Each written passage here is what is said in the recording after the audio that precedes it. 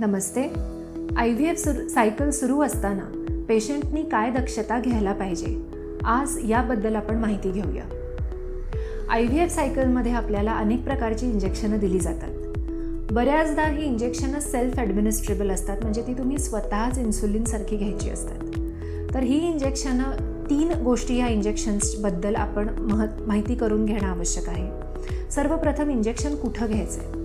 काही इंजेक्शनं ही पोटावरच घ्यायला लागतात, काही दंडात घ्यायला लागतात, काही मांडीवर घ्यायला लागतात, काही कमरेवर घ्यायला लागतात. तर आपल्याला दिलेलं इंजेक्शन कुठं घ्यायचं आहे हे डिटेल माहिती त्याची आपल्याला घेणं आवश्यक आहे.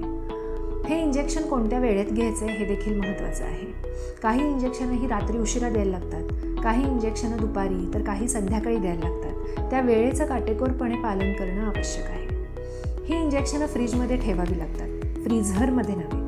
फ्रीजमध्ये जिथे आपण भाज्या, दूध, दही ठेवतो तिथे ही इंजेक्शनं आपल्याला ठेवावी लागतात. त्यामुळे चुकून ही फ्रीझरमध्ये ही इंजेक्शनं ठेवू नये. इंजेक्शन हॉस्पिटलपासून घरी घेऊन जाईपर्यंत आईस पॅक आपल्याला प्रोव्हाइड केला जातो. तर त्याप्रमाणे आईस पॅक जवळ गुंडाळूनच ही इंजेक्शनं ठेवावीत. ही इंजेक्शनं रोज असतात, म्हणजे 3 दिवस असतात, 4 दिवस असतात, 5 दिवस असतात. तर सांगितलेल्याप्रमाणे ती इंजेक्शनं घेणं महत्त्वाचं आहे.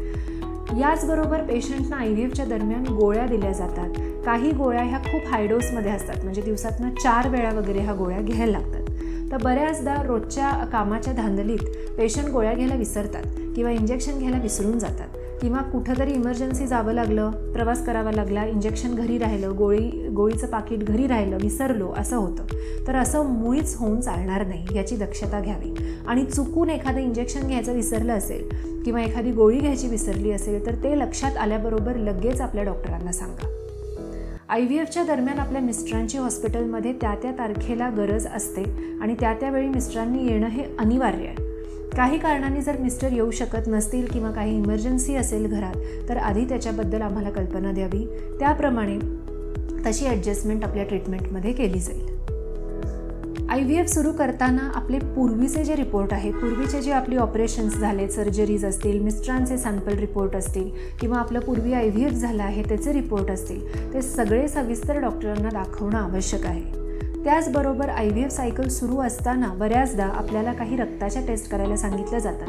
तर पेशंट कंटाळतात, चिडतात की आत्ता 2 महिन्यांपूर्वी, 3 महिन्यांपूर्वीच ही टेस्ट केली होती, तर पुन्हा का बरं आम्हाला ही करायला सांगतायत. तर ॲब्सोल्यूट आवश्यकता असल्याशिवाय आपल्याला ते रक्त तपासायला सांगितलं जात नाही. त्यामुळे त्या रिपोर्टमधून आपल्याला काही महत्त्वाची माहिती मिळणार असते, किंवा काही कंपल्शन्स आहेत की ह्या टेस्ट ह्या लागतातच पेशंटच्या. तर असे रिपोर्ट हे आपल्याला करायला सांगितले जाते. IVF सक्सेसचे 2 महत्त्वाचे पॅरामीटर म्हणजे आपले गर्भ कसे बनलेत आणि आपला युट्रस कसा आहे. त्यामुळे ट्रीटमेंट चालू असतानाच आपले किती फॉलिकल्स बनलेले आहेत, त्यांच्यापासून किती गर्भ बनलेले आहेत, ह्या गर्भांची काय क्वालिटी आहे हे आपण वेळच्या वेळी डॉक्टरांना जरूर विचारा. त्याचबरोबर जेव्हा आपलं एंडोमेट्रियम लायनिंगचं स्कॅनिंग सुरू होतं तेव्हा आपलं एंडोमेट्रियल लायनिंग बरोबर आहे ना, गर्भाशयात अनपेक्षित काही अडचण निर्माण झालेली नाही ना, याचीसुद्धा वेळोवेळी आपण डॉक्टरांना याची माहिती विचारत जा. या संदर्भात आपल्या मनात आणि शंका असतील तर मला कॉमेंट्समध्ये अवश्य विचारा. थँक्यू.